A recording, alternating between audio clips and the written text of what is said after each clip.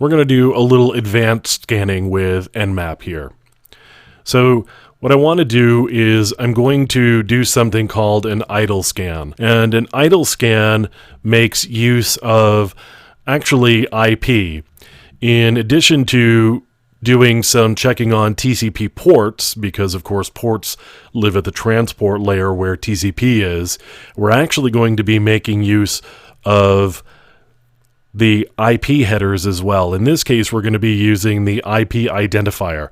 Now, the IP identifier is actually used to figure out whether packets are fragmented or not. And so I'm going to start this scan off. And what I want to do is actually want to save it in this case. And so I'm going to give this a file name, and I'm going to save it because we're going to load it up into Dratus just to have some record here. Now, the IP address I've given here this is the quote-unquote zombie host that we're going to be bouncing messages off from. Although we're not actually going to be bouncing messages off from, it's going to appear as though we're sort of bouncing messages off it.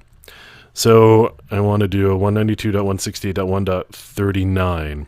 And so in this case, I could have done a -pn in order to prevent Nmap from doing a ping of the system that we're actually scanning. And Nmap does a ping traditionally to determine whether the system is up to see whether we actually need to scan it or not. Now, if I've pinged it, then that system knows about me. In this case, what I'm actually doing is I'm bouncing messages sort of through this system. And how I do that is Nmap actually sends messages to my target, which is the .39, with a spoofed IP address of the .1 here. And as a result, messages are going to go back to .1. So you may be wondering, if responses are going back to .1, how am I supposed to know whether the port is open or not? Well, the reason we know that the port is open is because we keep sending messages to .1 as well, and we'll check the IP identification header and determine how that identification number has been incremented. If it increments one way, then we know that the target didn't actually reply. If it increments another way, then we know that it got a different type of response. So based on how many numbers the IP ID flag or header field increments, we can make some determinations about how the target replied to it, because in between we keep checking the IP ID field and see how the field has actually changed based on the messages that we send and the messages that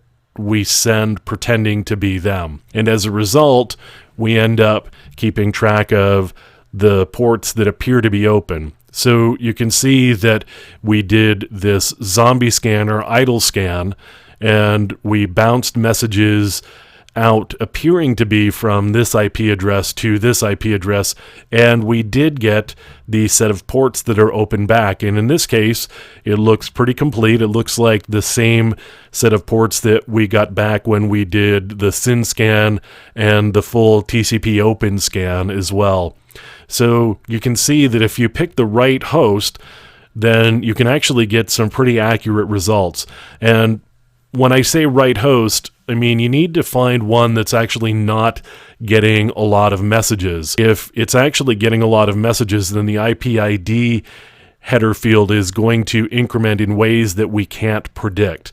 So it's called a zombie scan because the host that we're bouncing through is just kind of not doing much of anything. So it's a bit of a zombie. So if you pick the right zombie host, then you can get pretty accurate results on your target using that zombie host to mask your identity. And that's really the point of doing this idle scan, is you want the target, the real target, not to know about you. And so you use this other host that can't be tracked back to you to be able to bounce these scans through.